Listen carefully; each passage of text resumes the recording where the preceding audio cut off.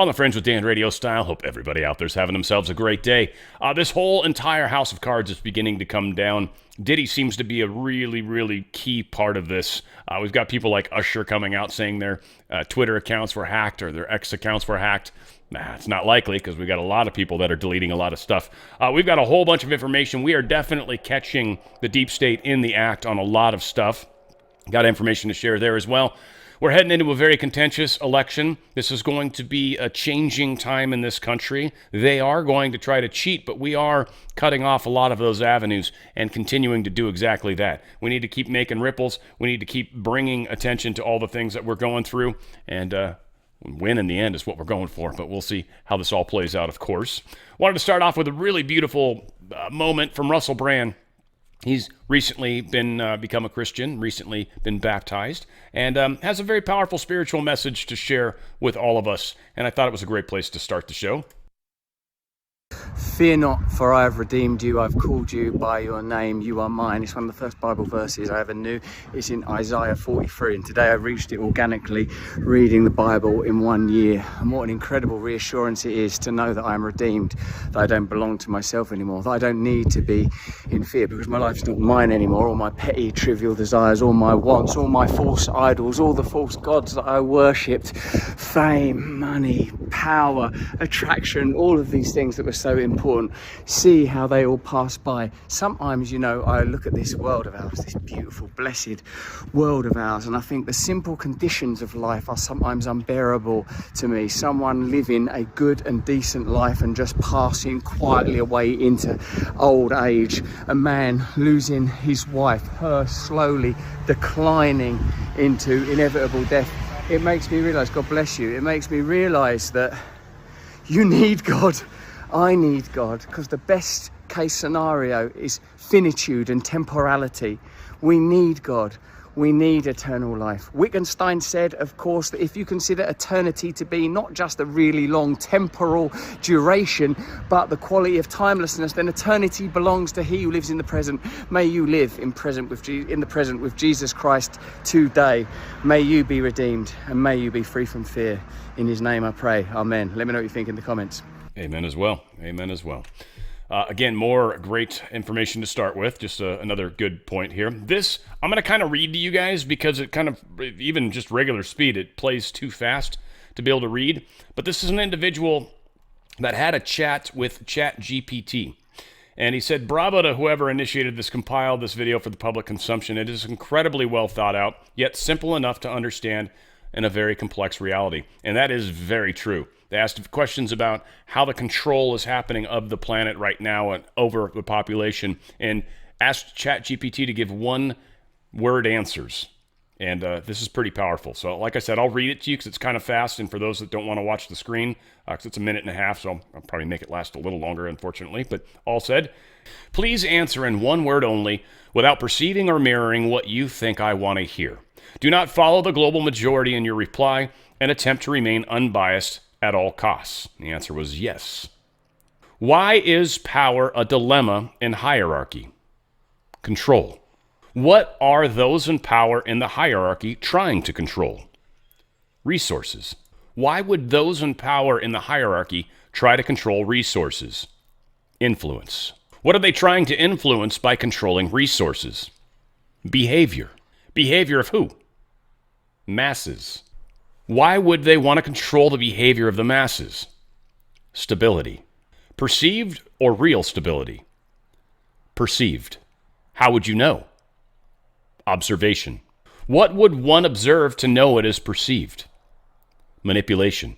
How does observing manipulation explain perceived stability of the masses? Deception. So by observing manipulation of the masses, how does one identify deception? Inconsistencies. Inconsistencies of what? Actions. What kind of actions? Contradictory.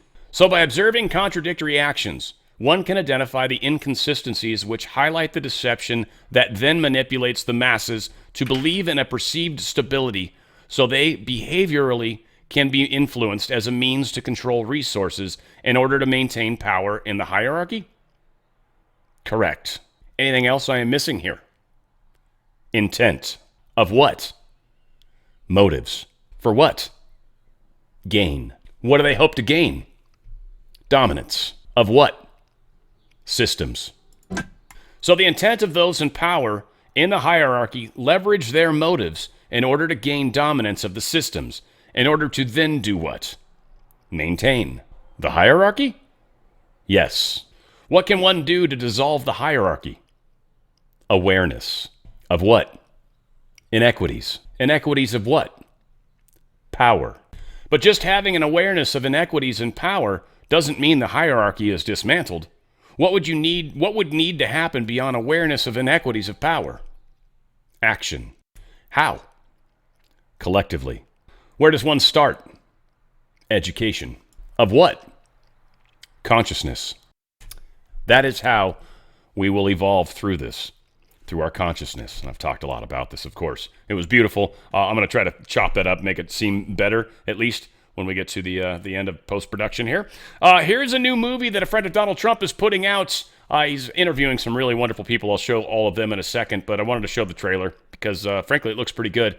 And I think we need this kind of stuff right now. The total initiative relative to what we're going to do with more Border Patrol and more asylum officers. I really don't know what he said at the end of that sentence. I don't think he knows what he said either. Kamala definitely covered up his cognitive decline, and it was a rapid decline. When Joe Biden and Kamala Harris came into office, they inherited peace and prosperity. All they had to do was nothing.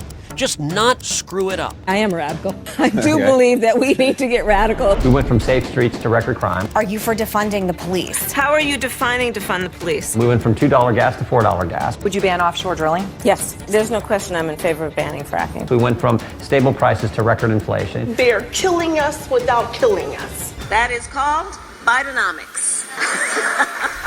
The very first task that Joe Biden gave Kamala Harris was to be the border czar. Do you plan to visit the border?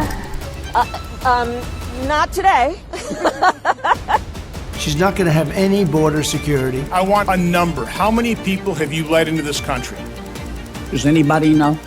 None of you know. We're in the middle of a war in this country. It is a war between those of us who love the United States of America and a fringe minority who hates this country and what we stand for. We gotta let people know who brung it to them. Raise your hand if you think President Trump's policies on the economy would be better for your family. All right, so that is everybody.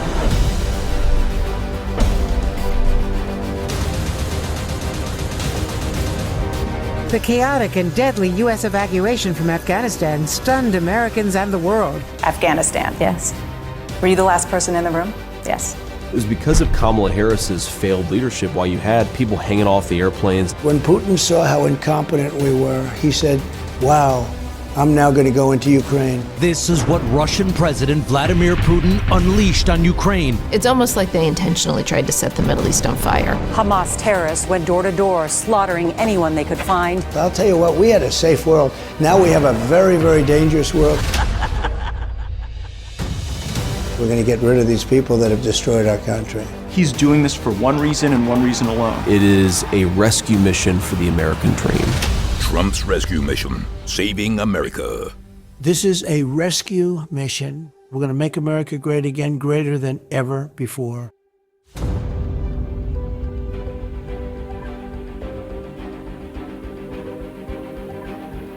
So TrumpSavesAmericaMovie.com, special, I guess, the interviews in there with J.D. Vance, Tulsi Gabbard, Ted Cruz, Jim Jordan, Kristi Noem, and Vivek Ramaswamy. Should be a pretty interesting movie, and again, put out by a good friend of Donald Trump's. All right, question. We think we might have had, well, I'll let Matt Gaetz. I don't want to steal his punchline. It's very damn funny. So let's see. Let's play this way. Check this out. Dude, this is a very strange individual doing this. Oh my God. What is happening? Come on, y'all. Yes, that's Yeah.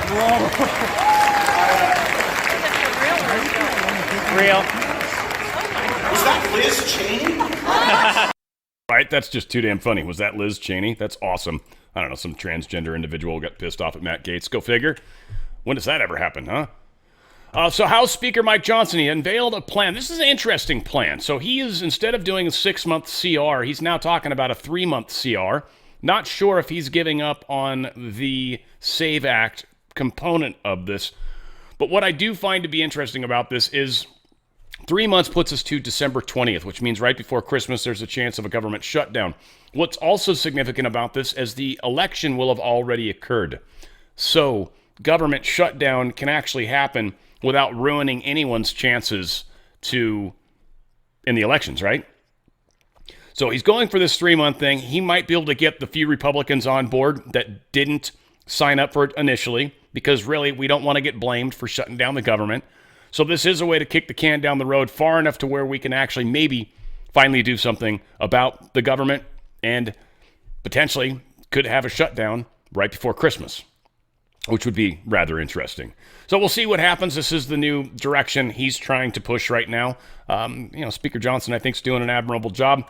Wishing him the best on this, because it's certainly not easy trying to get a bunch of cats herded, if you will. So this is just bringing back a funny old post, and there's someone actually pointed out something very, very funny about this. So this originally was posted on 4/10/2020, or 4/10/20, which is Donald Trump's initials. D is the 4th letter, J is the 10th letter, 20 is T, interestingly. But Kamala Harris posted, "Thank you, Diddy, for hosting this town hall last night. There's a lot at stake for our communities right now, and it's critical we bring to the forefront how coronavirus is perpetuating racial inequality and health disparities." She's been very tied up with this guy before. Well, come to find out, Megan Fox has now cleared her X account. She's only left something like 29 posts from before 2013, and she has also unfollowed everyone. Taylor Swift has done the same thing. She has unfollowed everyone. Everyone. She has 95.2 million followers. She has unfollowed everybody. Here is Ashton Kutcher hanging out with P. Diddy. Now, what's really interesting about Ashton Kutcher, because you guys remember that 70s show, which honestly is a wonderful show. Danny Masters is the individual, the redheaded guy in there, and he has been busted for essentially pedophilia, being with a minor. What's funny is we actually have Ashton Kutcher and Mila Kunis, or whatever her name is, actually admitting to him being a pedophile. Or at least starting a relationship with someone that was way underage. You know what's funny is when she was 14 when we started the show. I was like 19, right? Right. And they're like, okay, you guys are going to be making out in this scene. And I'm like thinking like, wait, this is like slightly illegal, that's right? probably your first kiss ever, right? It was my first kiss. What's someone bet you made with Danny about our first kiss? No, it wasn't the first kiss. This was like a second or third kiss. It was the first. It was like the first week. No, it was not the first week. Whatever. Let me tell you what happened. Let me tell you what happened. No. Okay, so I've never kissed a guy. So I was so. I mean, Ash was attractive, and I was a 14-year-old little girl, and I was extremely scared for my life. Sure. And he was very nice about it. He was like, "Oh, don't worry." So I was like, "Okay." Then Danny goes and goes, "Dude, I'll give you $10 if you French kiss her." What would you stick your tongue in my mouth or some? What? No. For $10. You're making it sound like it was like really. Okay, Dan, we had a little side bet going. Yeah. Like, Which was? It wasn't very as to whether or not, you're kissing on the show or boyfriend and girlfriend. Yeah. You would use tongue, right, Rosie? I mean, you would. It depends what kind of an actor you are, I guess. Absolutely, right? Yeah. So Danny bets me like $20 that I wouldn't do it, and of course I'm like, yeah, sure. What's the deal? And then the cop showed up and you got arrested, pretty much. They should have, but they didn't. He never did it. And I so did. He claims to this day he did that. I swear. Again, we heard enough of it, but Danny was the one that had the bet. Danny was the one that also got arrested for doing illegal things like this. And of course, we know he's tight with Diddy. Not Danny necessarily, maybe, but certainly Ashton Kutcher. Now, interestingly as well, how long before Rachel Chandler comes back into focus? Here's a picture of Rachel Chandler with Diddy. Oh, they've got a whole laundry list of wonderful people that have been hanging out with Diddy over the years. And here is, Justin Bieber hanging out with Diddy. This is weird because he kind of checks him out for a wire, which is very strange. He's looking for a wire on him. And then he whispers something into his ear, and I don't know, it's a very weird thing. And then also you notice the eye. We were talking about the tattoos and the relevance of tattoos. Yeah, Bieber's had the same problems. Anywho, here's the little tape of it. This might be a distraction, but check this out. P. Diddy, Justin Bieber, he asks him something here. He says, "No, man." Then he starts slapping his shirt like that. That's how you check if someone's wearing a wire. I've seen enough mobster movies. Then he leans in here, says something to him. Who knows what? And then they disembark. What the Sam Dan was that? Yeah, what did happen there? Huh? That's a little strange. So again, we've got people all over the place that are falling into this. Kash Patel reminds us, anyone else want to see the Diddy list that the FBI and DOJ have but won't release? Just like the Epstein Black Book, the deep state won't end until we put at real Donald Trump back in 1600 Pennsylvania Avenue. That's true as well. Another interesting Twitter account, X account, the office of Barack and Michelle Obama. They're only following 2 people. They only have 2 followers. Somehow this account's been locked down and protected. That's kind of strange as well. What's also interesting is this was posted at 12:34. 1234. Also a significant number. Not sure what that's about. C-Rock, I think is how you say that. It is some sort of alcohol thing or whatever, like vodka or whatever. I don't know what it is, but something like that. C-Rock locks down its tweets. Diddy was an official brand ambassador for more than a decade for C-Rock. The brand endorses and works closely with WizKid. So we got some other interesting individuals that are going to come crashing down around this. This is going to impact a lot of people. Again, Diddy's probably not long for this world. There's no way they can let him continue to be alive. They can't. Unless the white hats are actually protecting him, which maybe. If he actually lives, the white hats have been protecting him. If he dies, well, he got Epsteined. It's no matter what, we've got this covered. Either way. So Usher's claiming that his account got hacked, but he deleted all of his tweets. Who hacks an account and then deletes all the tweets? That's not what hacks do. Hacks, when they break into an account, they start tweeting all sorts of crazy shit because people believe it's them. So, no, this was not a hack. Usher deleted all of his tweets because he didn't want anything to point back to Diddy. Now here, I love this chick. Jaguar Wright, I think it's her name.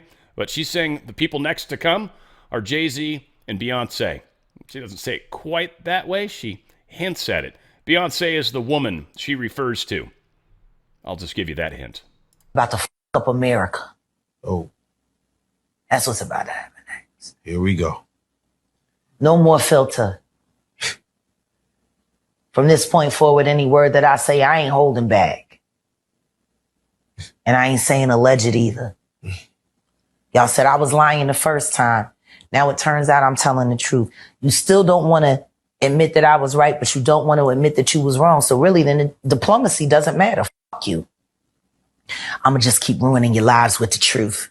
And here we go. Detail. What do you predict will happen next in the future? You know, it's like you see it before it happens. Kathy White's true killer is going to be unveiled. And it's not a man. And that woman died screaming.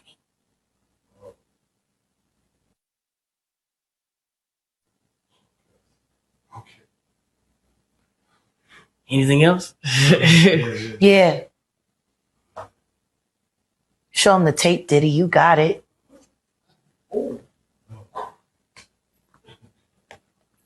Oh, man. That might buy you a little time. You should probably stop looking for plastic surgeons. Man. Looking for a new life, new face. Yeah. I'm about to f*** up America. There's some weird, this is a weird practice. I've seen a few of her videos, and she is very fond of eating in the videos. I don't know if it's her way of trying to keep her mouth moist, but it's a disgusting thing to do, by the way, for any of you guys that ever do broadcasting. You should never, ever eat while the mic is open, ever. And you shouldn't eat on camera either. It's just bad. And that's all sorts of bad habits, whatever the case is. Diddy is in a tough place right now. Now, I'm calling this Fitty because it's 50 Cent, and he's actually got some things to say that were kind of interesting. Not hardcore, but a lot of hints coming. A lot of people kind of taking steps in a direction. Not totally there yet. I don't know if they feel like it's not totally safe to do this yet, but a lot of people are closing in around Diddy. Finger on the pulse has also placed him squarely in the middle of controversy. whether producing a documentary on the troubles of indicted rap mogul Sean P. Diddy Combs or the politics of political candidates. Are you really going to stay out of this presidential campaign? I do. I like to stay out. You know, well, look, things happen. Like Trump gets shot, and then they start playing Many Men, and then it jumps 250% in streaming. Many men wish death on me. He's just fight. Right, and that's exactly what I did after I got shot. I just went into fight mode. People identify. Yeah. So, kind of coming out in support of Trump, while at the same time, not, right? But that's the thing. He's been shot, and his response was much the same as Trump's, and there's that level of respect on that. That's powerful, and a lot of Fiddy's audience is going to feel the same way. The deep state's losing. They're losing badly. So a local Ohio elections board says the county sheriff's department's not going to be used for election security. Now that we've got the sheriff, he's actually come out and he kind of made a sign or made a comment in regards to people with Kamala Harris yard signs. They should have their home addresses recorded so that immigrants can be sent to live with them if the Democratic vice president wins the November election. Obviously, the sheriff is taking a little stab at what's going on from the left right now, which thank God they are. So the campaign didn't say why the staffers are leaving amid immediate storm surrounding this candidate. Now, it's not Trump. That's a little misleading up there, NBC News. But 4 top staff members of Mark Robinson's campaign for North Carolina, he's the governor, he's a Republican, they have stepped down. Apparently, some story has come out about Mark Robinson making some comment on a porn website. CNN is the ones that actually did this. Mark Robinson's actually suing or has initiated a lawsuit against CNN for this story. But so far, Mark Robinson apparently has lost 4 of his major people. So Chris Rodriguez, his campaign manager, Heather Willier, his finance director, Jason Rizk, his deputy campaign manager, and Konrad Pogorzelski III. He's the general consultant and senior advisor. All 4 of those people left. So pissed, I don't know. Don't know if this is some sort of conspiracy against Mark. Not 100% sure. We'll see what ultimately starts to come from all that. But yeah, it's going to be an interesting rocky road, maybe. Sammy Ravello put this out. He's apparently from New York, one of the reps, I think. Says he has received more vile and racist attacks in the last 24 hours since leaving the Democratic Party and supporting real Donald Trump for president. The funny thing is that the attacks are coming from the same people who preach diversity, equity, and inclusion. All that means zero unless you are on the left. It's incredible how some people react to different opinions, but I won't be silenced. I'm proud of my choice and excited to join a movement that puts America first. And did I mention he's from New York and he switched parties? He's not the last one to do that. We'll see more doing it, I'm sure. In another push to distance himself from the state's more progressive initiatives, California Governor Gavin Newsom vetoed a bill that would have allowed illegal immigrants, public university students, such as Deferred Action for Childhood Arrivals recipients, to have on-campus jobs. Not 100% sure where he's going with this one. I mean, again, fine, we shouldn't be giving some of these jobs. I think there's a security risk there for sure when you talk about maybe foreign people from China possibly being spies or even other places that might even try to do heinous crimes or even try to organize criminal activity on college campuses. Whatever the case, this is a weird place for all the crazy stuff that Newsom does. This is a weird place for Newsom to finally put his foot down and be like, nope, not going to let these DACA people have jobs on campuses at colleges. Really? That's where you're drawing the line? Okay. All right. I'm not going to try to make sense of this one. North Carolina gubernatorial candidate Mark Robinson. Yeah, I was threatening to sue CNN, so we'll see where that comes. I guess that's tried to get those close together, but not always easy. Another interesting story that we've got here is this gentleman. Most Americans were unaware of the enormous damage to morale at the Department of Homeland Security, where I worked, that was caused by Obama's condemnation. His words infuriated many of us because we knew his administration had been engaged in a bureaucratic effort to destroy the raw material, the actual intelligence we had collected for years, and erase those dots. The dots consisted of the intelligence needed to keep America safe, and the Obama administration ordered that those documents be wiped away. This is Philip Haney that's talking about this. It's a very concerning thing that we're starting to see how more and more of the stuff that Obama did to literally put this country at risk. I mean, he allowed the propaganda by the press. He's obviously hiding intelligence.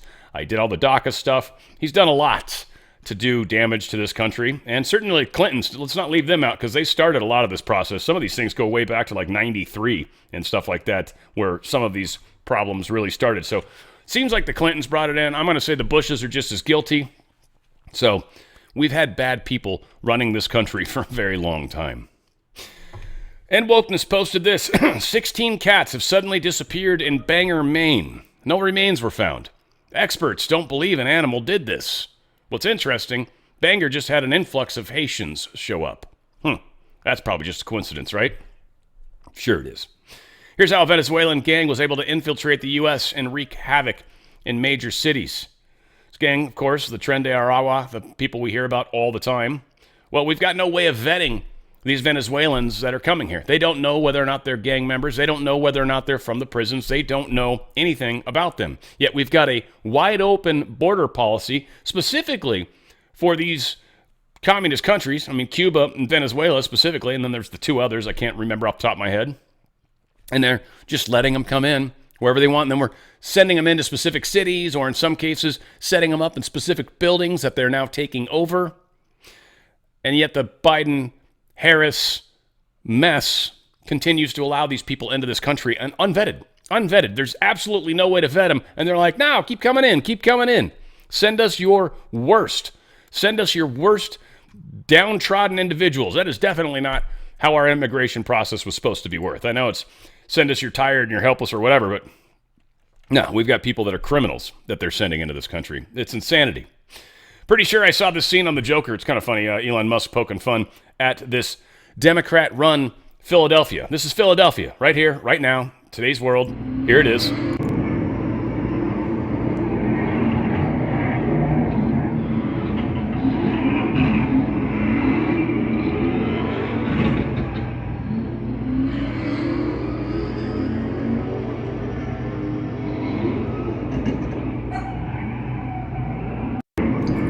That's pretty wild, too, the fact they're standing on the cars. You know that dude wants to, like, just punch the gas and see if he can knock them off, but, yeah, it is what it is. Tori says, I think this is the one who found this.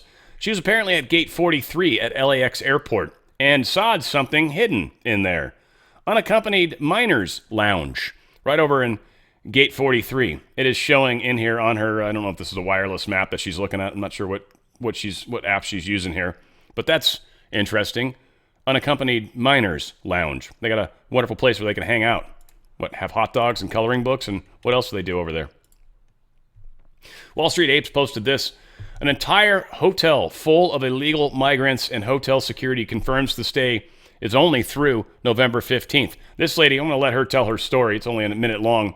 But her husband apparently came across this place. And yeah, they're just staying until the 15th of November. Not sure where they're going after that. But do we only need them long enough to get their votes across?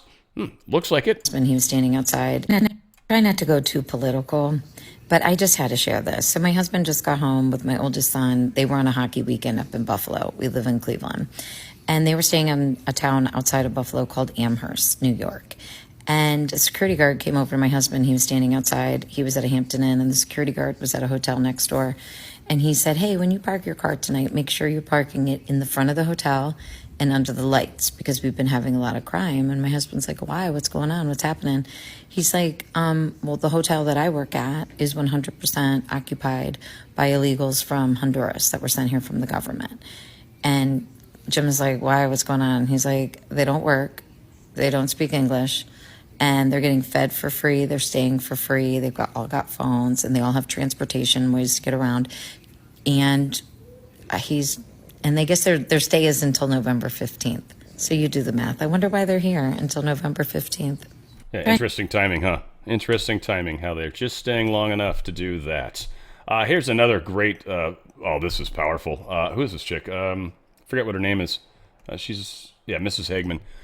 She's finding out some very interesting information for us right here.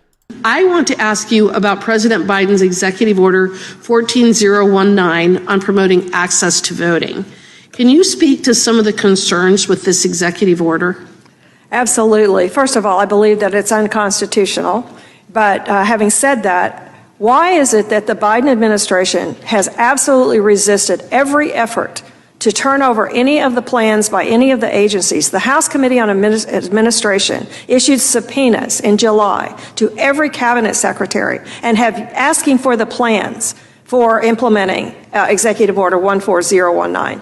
And not a single agency plan has been turned over to the House Administration Committee.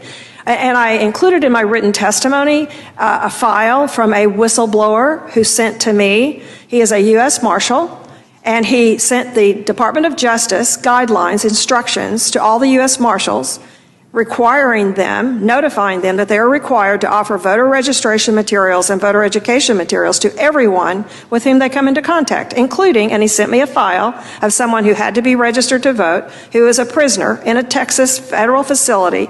He's imprisoned for violating federal law because he was deported and returned. He's a Mexican citizen. It says that in his file, and he was registered to vote, and they're required to give him voter registration materials. That is happening in federal prisons all over the country. So let me ask you, then, is it your understanding that they are actually implementing the very plans that they refuse to turn over to Congress? They're absolutely doing that, and we only know, we get bits and snatches from people, from whistleblowers and from various sources, but nothing official. And if you want to know the most, you go to the Demos website, which is a left-wing organization, and they have literally been dispatched by the White House to federal agencies to help them implement this plan. They know more about what's going on in these agencies to implement this executive order than any member of Congress. Are they involved with implementing the executive order? Yes, they are. And are they in compliance with FACA or the Federal Advisory Committee Act? No, they are not. No, they are not. So they're violating FACA. They are violating that. Yes, they are. And they brag about all the agencies that they have assisted over the last 3 years with implementing the executive order.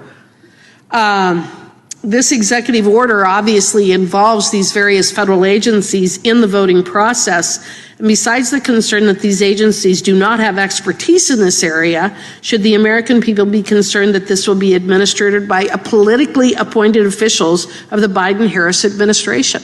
Well, absolutely, because the original executive order required that every plan had to be submitted to the White House, to the director of the Office of Domestic Policy, which at the time was held by Susan Rice. And it also goes on to say that federal funds and grants will be disseminated through the White House by the Office of Domestic Policy, by Susan Rice, and we do not know to this day who got the grants, how much they got. We know nothing about that. So in terms of these plans, were they all submitted to the White House for review? We presume that they were, because they were directed to do that, but we don't know. And they're being implemented as we speak. They are being implemented. But we as Congress have not been able to get our hands on the documents. Not a single document. I guess I have a question. Why would they want to hide this information? That's a good question. Yeah, they are literally creating illegal rules and laws, refusing to have oversight done on them, and are continuing to try to illegally get people to vote. Even prisoners. Prisoners aren't supposed to vote, especially prisoners that aren't even citizens. So that's a bunch of mess. Biden administration's a mess right now, folks. I'll tell you what, the economy's not doing well. It's not going to do well. And we don't know exactly when and where and how this house of cards falls. But that point is somewhere out there. If you're in a 401k or an IRA, highly recommend getting out of their system. When you look at inflation right now, those stocks are not performing as good as they make you believe. Gold and silver actually doing very well. It's up quite a bit, and especially when you take in inflation, it's actually up a great deal. Bitcoin's the only other asset that's actually positive when you take inflation into account. No other assets are. They aren't. I'll play the video one of these days again. Mark Moss, just a great finance guy that's out there. Love him a lot. And he was talking about this a whole bunch. Tell you what, if you want to get out of their system tax-free and penalty-free, you can do that. Let my good friends at Goldco help you out. I'm a Goldco partner. I'm very proud to be affiliated with them. I love them a lot. I'm actually a customer as well. I've purchased precious metals from them, and I love it. Very proud of the experience. Love the way it played out. It's an amazing company. Go to drslikesgold.com, drslikesgold.com. There's a lot of questions that you're likely going to have. There's many aspects to this. You want to go ahead and go with the best. Go with the people that have the best customer service out there. And I'm telling you what, they can do it extremely quickly, too. I remember I did a lot of DocuSign stuff when I was working with them. I was able to get it taken care of less than a day. I had my precious metals, and they were literally, I think, shipped out to me like a day or two later. Like, it went very quickly. It was amazing. Let my good friends help you. Let them help you quickly get out of this system that it's teetering right now. We don't know exactly when or how, but it's coming down at some point. drslikesgold.com, drslikesgold.com. They want to blame Trump for it. I don't think they're going to be able to. That's just a hunch. We don't know. drslikesgold.com, drslikesgold.com. Get out of their system before they get out of you. They're definitely trying to steal your money. That is true.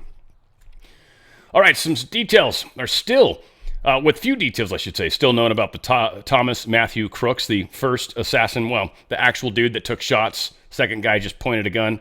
But the would-be assassin of former President Trump, one member of the House task force probing the assassination attempt, is saying the FBI has not been forthcoming with their investigation.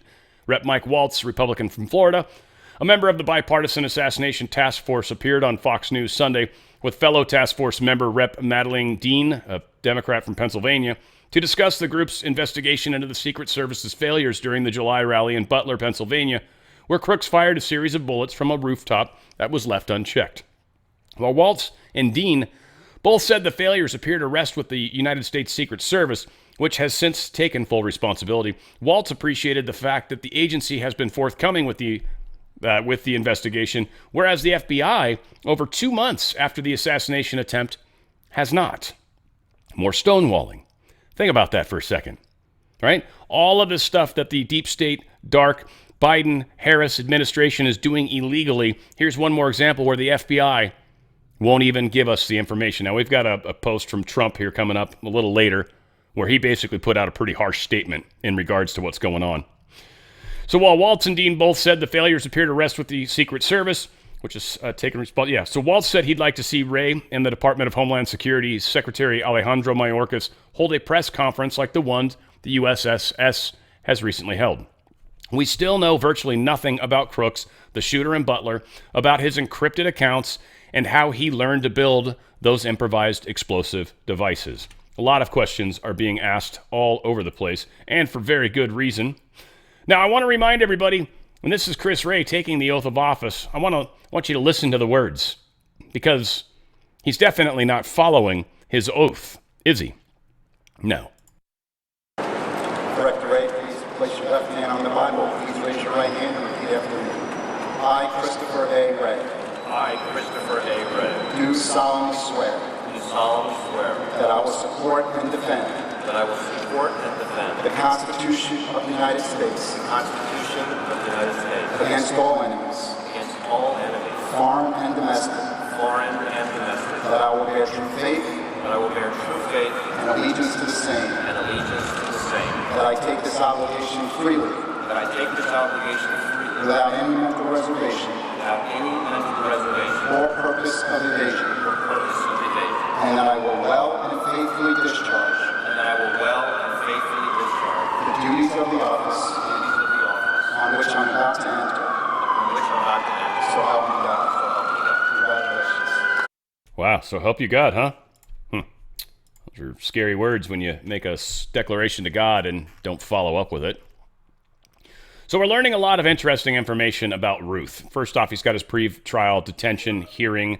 They're keeping him in jail right now, but what they're charging him against is pretty stupid.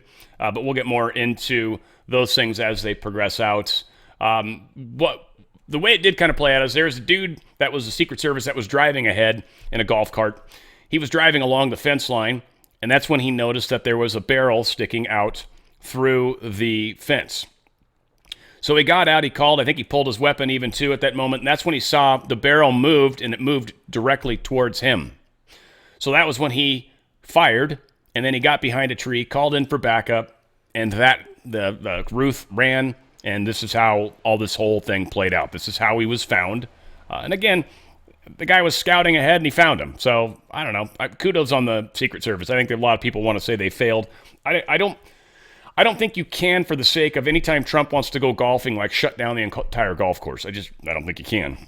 I think that's one of the problems of Trump golfing. So I think Trump accepts that, and it's like, all right, just keep me safe, a hole back and a hole in front, and, we're fine, right? And again, Trump is, well, two things. Trump does know he's putting himself in harm's way, but this is also the other side of it. When you put on the armor of God, and you literally put on the armor of God, you realize you're protected. Period. I know people want to kill him. He knows that. He's got the armor of God. And I think there's a lot of people that actually don't take that seriously, don't realize the power of that. I think there's a lot of people that say it.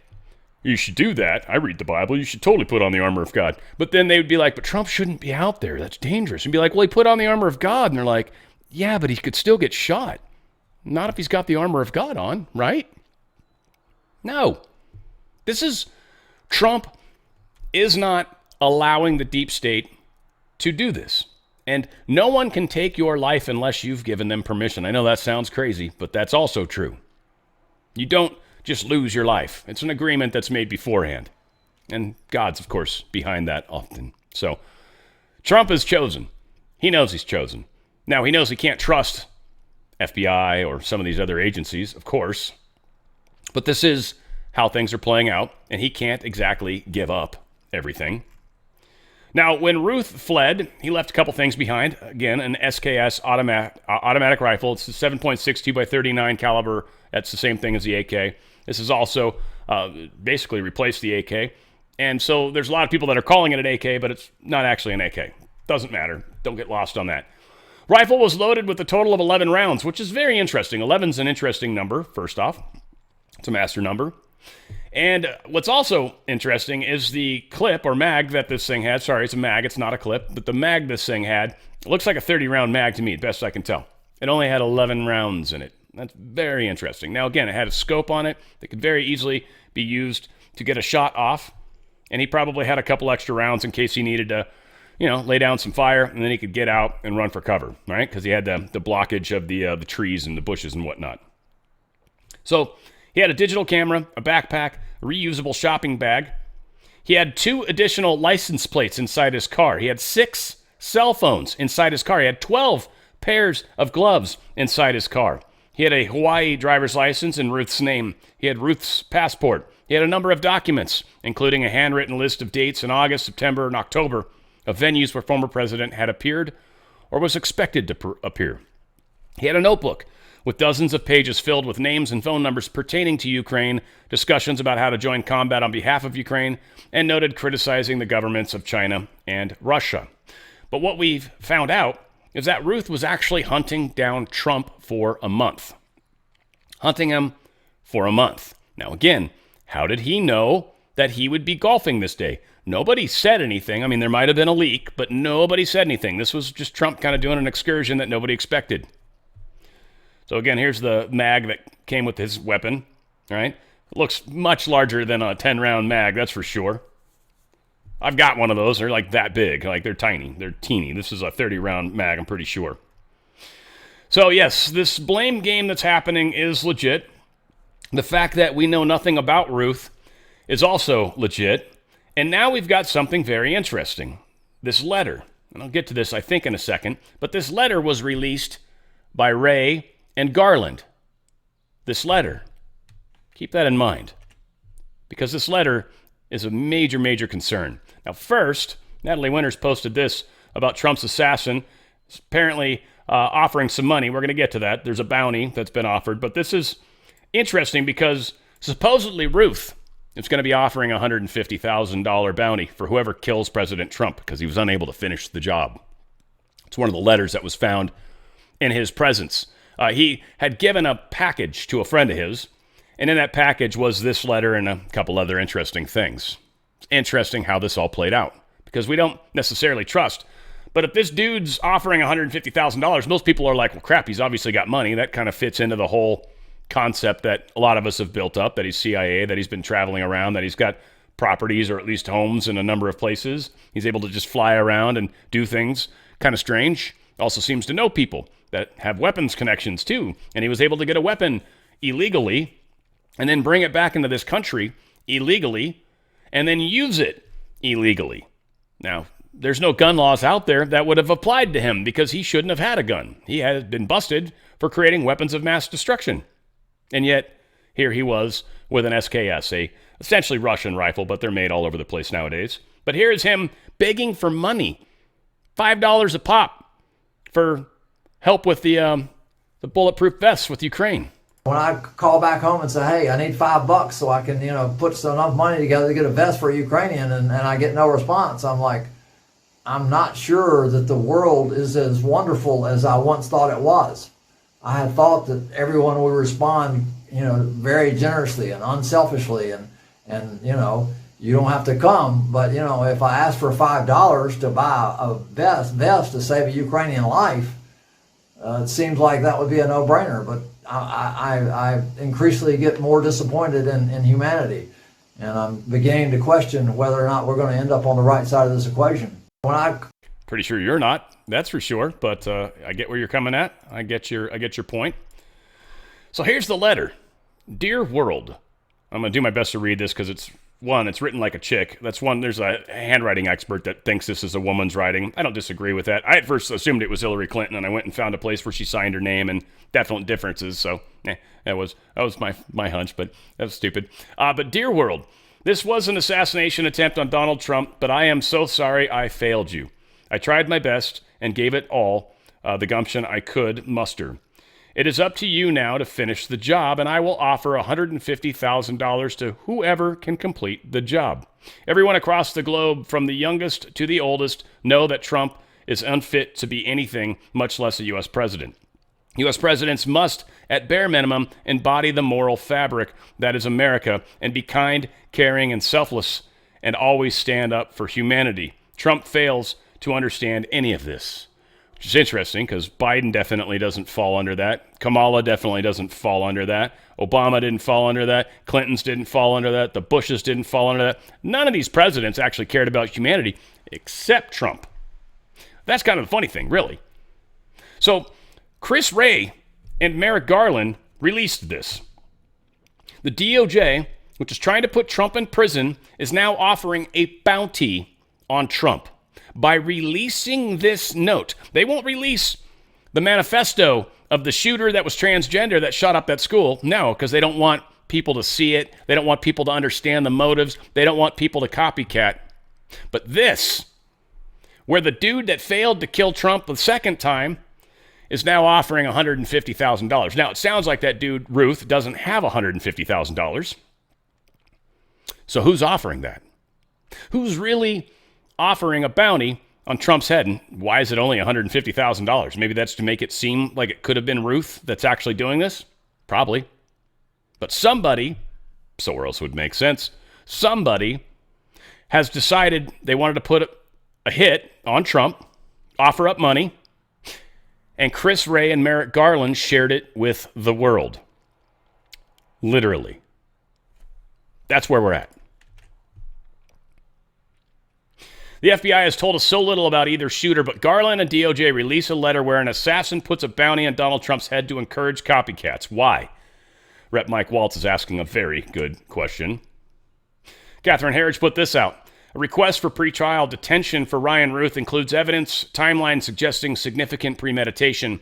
Quote, a civilian witness who stated that Ruth had dropped off a box at his residence several months prior. After learning of the September 15th, 2024 incident at Trump International, the witness opened the box. The witness stated the box contained ammunition, a metal pipe, miscellaneous building materials, tools, 4 phones, and various letters. One handwritten letter addressed to the world stated, among other things, that which I've already read. This was an assassination attempt on Donald Trump, unquestionably, that failed, and now they're trying to take it to the next level. So suspect in second Trump assassination attempt, Ryan Ruth, was denied bond and will remain in prison. I'm not going to play 5 minutes or 4.5 minutes of NBC. They're stupid. There's no point. He's staying in jail at least. Zelensky uses U.S. trip to attack J.D. Vance. It's just stupid. Again, this is all the stuff that they're doing. With the war, oftentimes the deeper you look at it, the less you understand. Zelensky's trying to make it sound like Vance is trying to put an end to the war. And Zelensky's like, yeah, you can't put an end to the war where Ukraine loses ground, where we lose land. You can't support that's what he's saying. And what I'm hearing when I read between the lines is Zelensky's basically saying, look, world, United States, I did what you asked. I let you have a proxy war in my country against Russia. And now you guys are talking about, after Russia has already taken away some of our land, now you're talking about just ending the war and telling us, the Ukrainians, to just accept what has happened and let it be.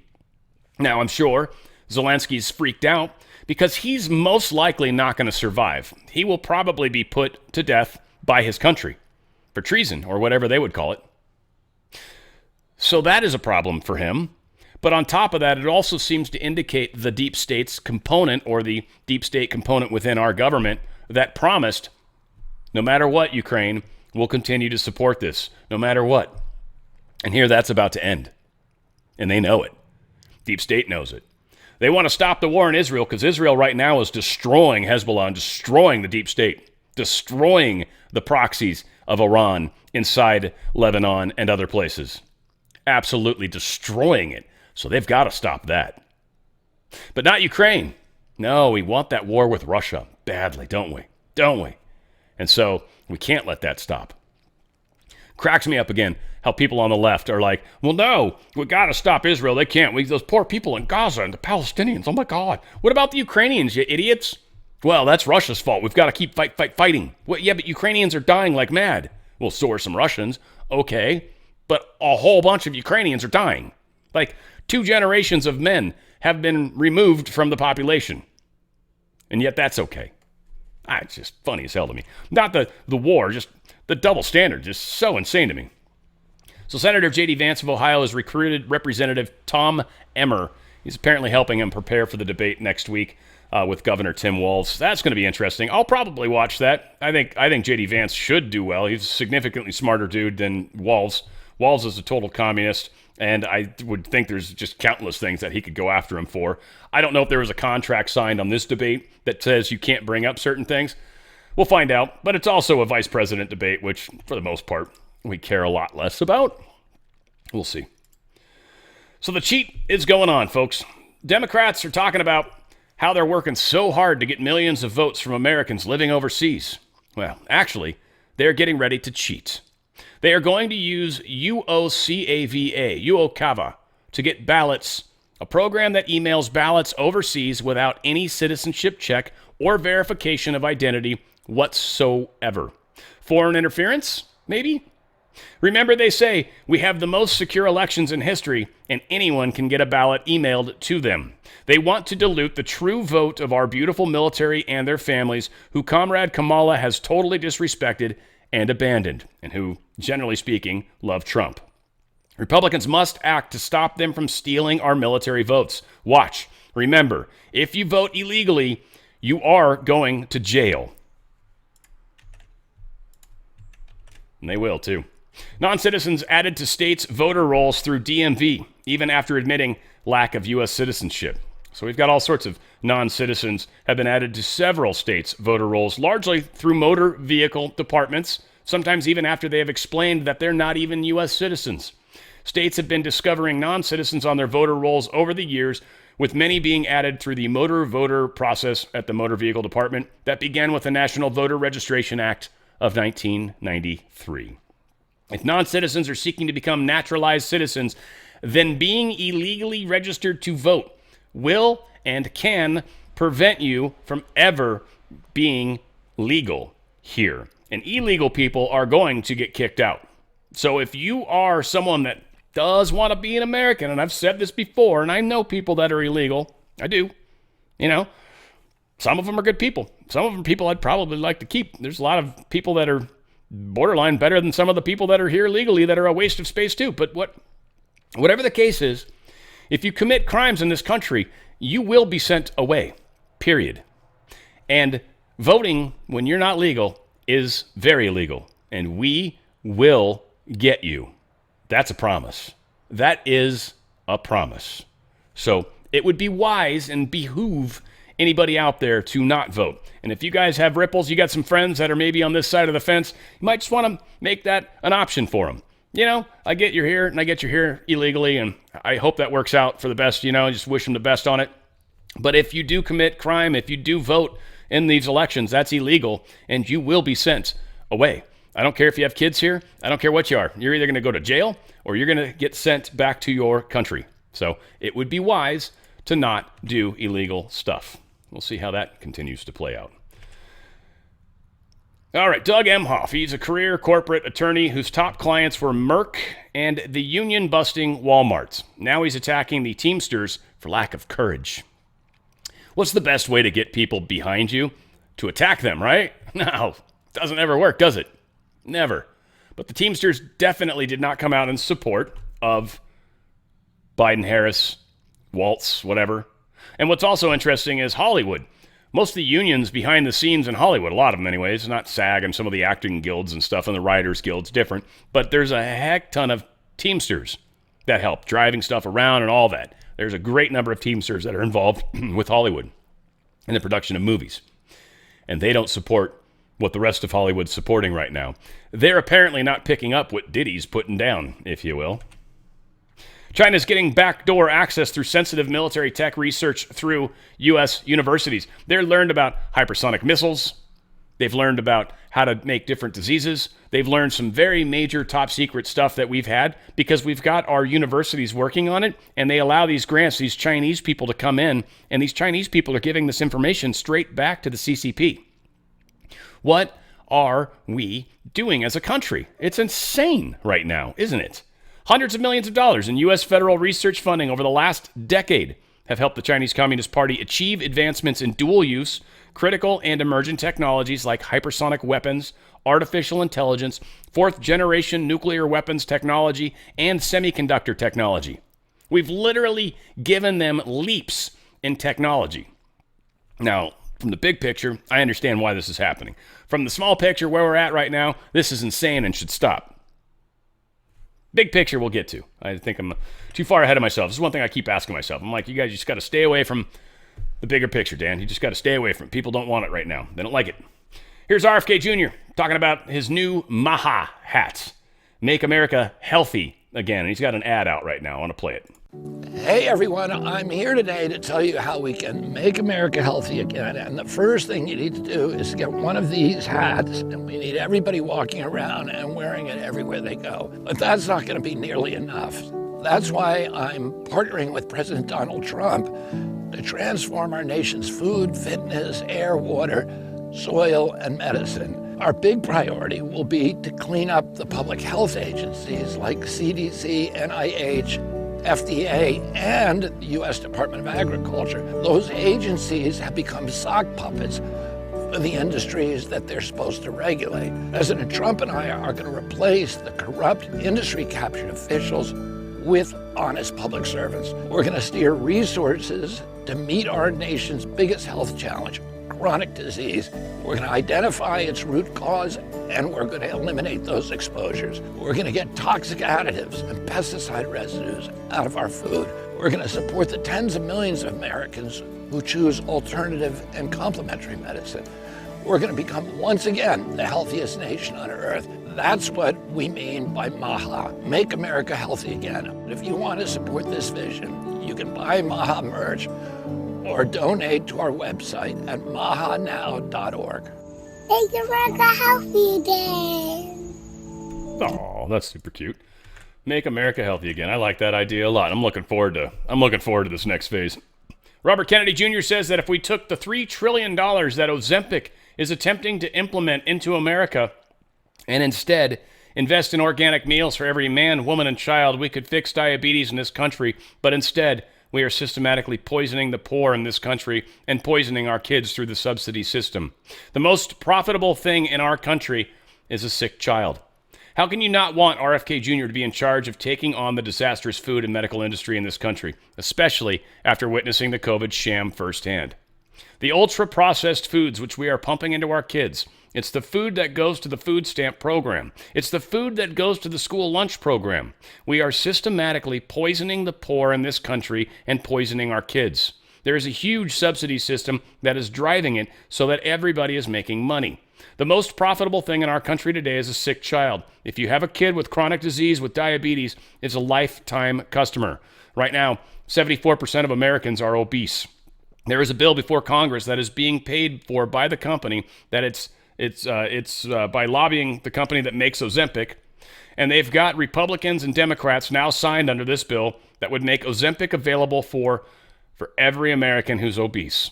The cost of that alone will be $3 trillion a year. So, and that company in Denmark, with the company is from Ozempic, is not recommended as the primary intervention, that they are recommended diet and exercise for diabetes. But in Europe, nobody's going to take it. But the entire wealth of that company is based on their ability to pass this bill. Literally another bill that's giving taxpayer money to a drug company. You understand the fleecing and what's happening. And the fact is, there's a bunch of people on this, and probably a bunch of my audience, that are overweight. And if somebody could give you a pill that would cause you to lose weight, you'd be on it in a second. Problem is, there's a lot of scary stuff that's come out around Ozempic. All sorts of scary stuff around Ozempic. Not a good idea. Probably. But this is what they're trying to push. $3 trillion. Now, if they can get this contract signed before Trump's in office, I don't know what's going to happen at that point. We'll probably just get out of the contract. That's something Trump will probably help us do anyways. But this is what's happening. They literally are trying to poison us. Period. Robert Kennedy Jr. wants to remove the pharmaceutical advertisements in America under the Trump administration. I absolutely agree with this. Pharmaceutical companies should not be able to advertise to us. If you have a medicine that you need because you're sick for whatever reason, your doctor's job is to tell you about that. It is not to be advertised to you, so you then go to a doctor seeking to get that medicine. That is not how this was supposed to be. I forget which president it was that stopped or allowed them to begin advertising. But much like what Obama did, or much like what the Clintons have done, and it could have been even back during the Clintons, I forget who it was. It could have been a Republican. I don't care. They're all nasty. Every one of them. The Bushes are horrible. All of them. So again, this whole idea that if you've got an R next to your name, you're somehow good, and if you've got a D next to your name, you're somehow bad, is crap. It's a bunch of crap. Okay? There's bad people on both sides of the fence. Period. End of story. So let's get out of here. And there's good people, by the way, on both sides of the fence. Look at how many Dems have actually come across the aisle. Tulsi Gabbard, RFK Jr., drawing a blank on some of the others, but Russell Brand was another one, even though I don't even think he's got American citizenship, but whatever. Now, here's the statement from President Donald Trump about not trusting the FBI. So breaking, this is pretty big, but it's worth it, I think. The Kamala Harris-Joe Biden Department of Justice and FBI are mishandling and downplaying the second assassination attempt on my life since July. The charges brought against the maniac assassins are a slap on the wrist. It's no wonder, since the DOJ and FBI have been coming after me nonstop with weaponized lawfare since I announced my first historic campaign for presidency. From Russia, Russia, Russia, Ukraine, Ukraine, Ukraine, Iran, Iran, Iran, impeachment hoax number 1, impeachment hoax number 2, to the lawless documents hoax brought after an illegal and unconstitutional raid of my home, on which I am suing the DOJ for their wrongful acts to the January 6th hoax in Washington, D.C., where the J6 Unselect Committee illegally deleted and destroyed all documents, the Manhattan DA's zombie case, the New York AG's scam, illegally spying on my campaign, to censoring the Hunter Biden laptop from hell, which was criminally led by the 51 intelligence officials, fake 51 intelligence officials, who lied and claimed it was Russian interference and disinformation, while the laptop was, in fact, Hunter Biden's, not Russia, and exposed Crooked Joe and his family for their decades of grift and many lawless, radical attacks against their political opponent, me. The DOJ and FBI have a conflict of interest since they have been obsessed with getting Trump for so long. It's very difficult to trust the Biden-Harris DOJ FBI to investigate the assassination attempts due to election interference and the fake cases brought against me, including their control over local DAs and AGs. Shockingly, after the bullet went through my ear on that fateful day in Butler, Pennsylvania, the FBI director went before Congress and falsely said that it may not have been a bullet. It was just glass or shrapnel, a lie condemned by even my worst enemies. What he said was disgraceful, especially since it was witnessed live by millions of people, and he was forced to immediately retract. If the DOJ and FBI cannot do their jobs honestly and without bias and hold the aspiring assassin responsible to the full extent of the law, Governor Ron DeSantis and the state of Florida have already agreed to take the lead on the investigation and prosecution. Florida charges would be much more serious than the ones the FBI has announced. The truth would be followed wherever it leads. Our justice system is corrupt and discredited, especially as it pertains to the 45th President of the United States, Donald J. Trump. Let Florida handle the case. We'll see if they ever let them, but powerful nonetheless.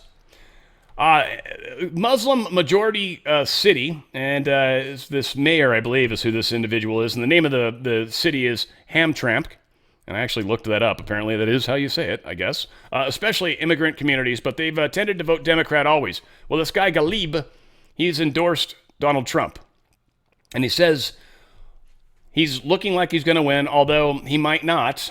He wanted to put his support where it should be put and what's best for this country. And again, I'm paraphrasing a little for him, but this is a pretty big deal that the Muslim community is coming around Trump right now. And Trump's done a lot for the Middle East and certainly Muslim community as well. So that's cool that they're kind of coming and got his back now. Donald Trump looks to revive racketeering lawsuit against Hillary Clinton. This is pretty awesome. So he's apparently going to push this case. He's got up until September 27th to file a brief of up to 10,000 words on why the case would be heard. Trump took a civil racketeering influenced and corruption organizations, a RICO charge, against Clinton for allegedly trying to rig the 2016 elections against him. He is seeking over $70 million in compensation from Clinton and over 24 of other defendants. He claims that he had to spend over $24 million defending himself from false accusations of Russia collusion in the 2016 election. The lawsuit filed in March 2022 also names the Democratic National Committee, Democratic Congresswoman Debbie Wasserman Schultz, former FBI Director James Comey, among the defendants. Newsweek tried to get some comments from those people, but failed. Florida Circuit Court of Appeals Judge Kevin Newsom wrote on Friday that he would extend the maximum word length on Trump's court filing to 10,000 words, up from the usual 6,500 words permitted by the court. Appellants' unopposed motion to exceed the word limitation in their consolidated reply brief and to enlarge the time to file that brief is granted. The consolidated reply brief, which may not exceed 10,000 words, is due by September 27th. So we'll see where that goes. But he is going after Hillary Clinton, for sure, 100%. And we've heard him talk about why that wasn't necessarily, he didn't want to do it in the first term, but now, for sure. I just think this is funny. This is a great picture back from when Trump in 2017 went to all the countries, did the sword dance and all that, went to England, right? All that stuff. Well, he went and saw the Pope. Now, what's funny is this picture, Trump is smiling, Pope is not. What's also funny is the fact that the women, well, Trump, are all dressed in black for a funeral, for the death of something. Kind of funny they dressed that way to go to the Vatican. I don't believe women, I know women probably are supposed to cover their hair, but to dress in all black like a funeral seems weird to me. I don't know. Maybe I'm missing something that I shouldn't, but it is what it is. Again, I want to remind you guys of MyPillow. I love MyPillow. Incredible products, just a great company. You get free shipping over $75. They have the original pillow. They're blowing it out. They're never going to have these again. $15, and you can get up to 10. You can get $15 each. It's the best pillow ever. If you've never tried this pillow, seriously, get one of the pillows. I know the 2.0 is awesome. I know it's the new one. It's got the cooling technology. It's super cool in that regards.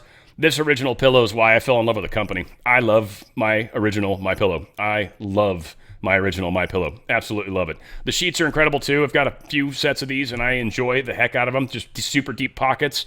Easy to get that fourth one on. Like I always say, don't stroke out trying to do it. The towels are the best towels I've ever used, hands down. The premiums are even better, but their towels are incredible. Absolutely love them. These sandals and slippers, they're getting rid of these. They're never coming back. And by the way, the thickness of the fuzz on these slippers is so thick. It's like you're putting your foot into a cloud. It is incredible. It's $9.50. They're giving these things away. We got socks. We've got the new pillows. We've got mattresses. They've got towels of all kinds. Dish towels. They've got beach towels. They've got blankets of all kinds. They've got so much great stuff. Go check it out. Go to mypillow.com/OTF. That's once again mypillow.com/OTF. It's on the screen there too. That might help a little. But mypillow.com/OTF. Get the best night of sleep you have ever had. And you will indeed do that. This is pretty cool. Milei talking some tough stuff here. Apparently, the Venezuela's highest court on Monday approved a warrant for the arrest of Argentina's president, Javier Milei. Now, this is why I think Cuban and that other individual in Florida were trying to find any way that they could get somebody to come forward with anything that they could put arrest charges against Maduro. I think this is part of fighting this system. But Maduro's going down. He's just another one of these deep state thugs that is being taken down. A lot of things are going on, folks, and it is going as fast as it possibly can, but certainly not as fast as many of us would like, that's for sure.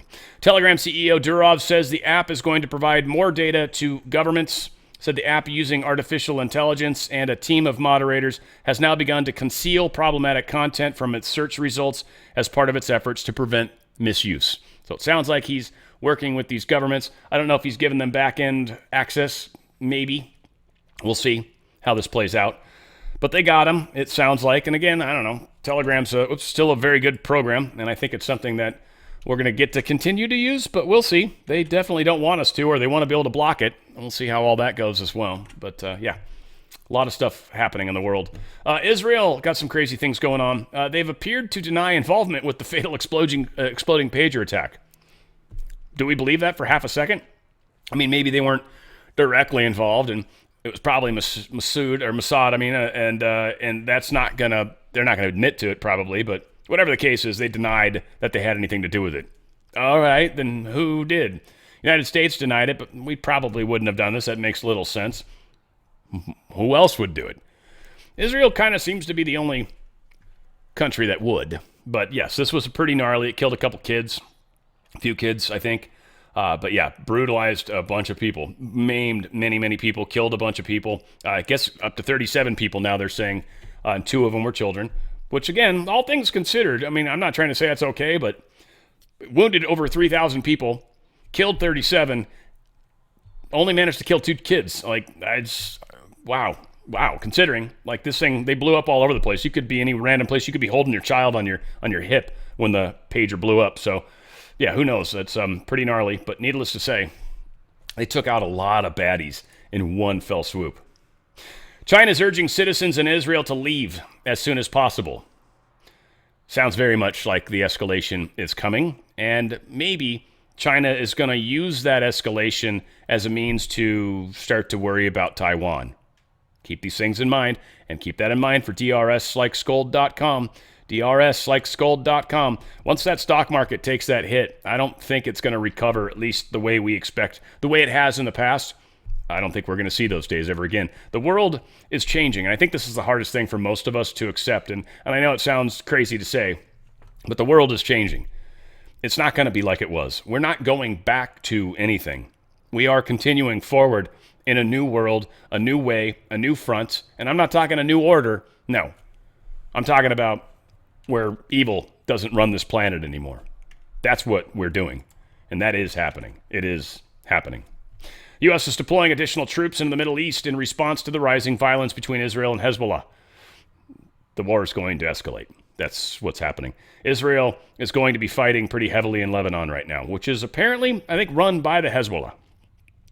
So it sounds like Israel and Lebanon are going to be at war. Now, we had a major bombing in Beirut back in the 80s, I think it was, and that is in Lebanon. So kind of weird. Full circle. Here we are, once again, coming back to fight in Lebanon. And it's, again, more people are going to die. It's very unfortunate, but we do need to get the deep state removed. And I think that's part of what's happening. They are taking out a major part of the Iranian proxy army, big time. Russian military patrol aircraft violated Japanese airspace near Hokkaido's Ribun Island on 3 separate occasions on Monday. So they launched some F-15s and F-35s, very capable aircraft. I think Russia's just kind of, messing with us. Maybe they're doing, I don't know what they're doing. This isn't uncommon. Aircraft. Oh, the weird thing about this, though, is the Japanese jets dropped flares as a means of showing the Russians how serious they are. And I'm like, really? That's like an air show trick. Or try to protect yourself from missiles, but why are you throwing flares in front of one of these planes to try to make it seem like you want them to get the hell out of there? What's that demonstrate? We're going to shoot at you because we're going to shoot our flares? I don't know. That's weird, but whatever. Happened. Bill Gates wants to make sure every pregnant woman in Africa has access to his Gates Foundation parental vitamins. You guys think that's going to be good? This is the dude that wants to kill everybody on the planet, or at least limit a bunch of us, wants to remove the ability to eat beef, wants to, right, all this stuff. And so Africa, where he's been pushing vaccines that have caused all sorts of problems, now he wants to push his vitamins. What crazy stuff's in those vitamins, one should ask. And gosh, I hope nobody in Africa trusts this guy. I don't think they do, but I hope nobody does. Storm tracker, potential hurricane could hit the Gulf Coast this week. This potentiality of this storm named Helen? I don't know how. I think it's Helen, but whatever. The storm is likely going to go north and likely become a tropical storm if it hasn't already by the time of recording. They're expecting it to slam into the panhandle of Florida. So any of you guys that are in that neck of the woods, get your gas, get your water, get your boards early if that's what needs to happen. Make sure you've got those before, or at least wait until closer. I don't know how you guys do that when it comes. I've never been in a hurricane place. So I don't know how far in advance you feel the need to wait, but I know most people wait and then you get stuck waiting in gas lines that are forever long, right? So at least get out in front of that component if you can. Again, a lot going on in the world, folks. The deep state's losing bad and they're freaking out badly. And we're going to keep putting the pressure. We're going to keep the pressure up. Yes, they're trying to cheat, but look at all these places where we're calling it out right now before we even get there. Before we even get there. That's huge. Attention's being paid. We're going to catch them in the act. This is going to be ugly for the deep state. They will get caught with their hands in the cookie jar. We expect that they'll put their hands in the cookie jar. Everyone's so scared that they're going to put their hands in the cookie jar. Don't be. We expect them to. That's the plan. Yeah. We're literally like the submarine in Hunt for Red October. One of Wano Saban's favorite analogies. But the first time when they had Sean Connery, or the Russian guy, Ramos, I think his name was, right? And all these things react well to bullets. When they were getting shot by the torpedo, he had them turn the ship around, and everyone was freaking out. And then they realized what he was doing. They set the torpedoes to arm about halfway the distance because you don't want it to arm too close to your sub because it might hear your sub and turn back around on you. So you get it really far away from you, so when it goes active, the sound it's most likely to hear is your target. So by turning towards them, you cut off that distance. It didn't allow itself to arm, and the torpedo basically broke on impact. I would think it would still do damage, but whatever. That's what we're doing to the deep state. We're turning towards them and heading at them while they're trying to cheat. We're going to catch them. It's going to be ugly for them. We're going to need everybody's support when we go into this change. This next few months is going to be a lot, and I need every one of you guys to be on your A game.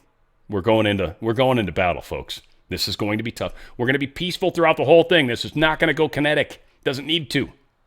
It's an information war. And from that standpoint, we are going to be majorly at battle. Stay with me, folks.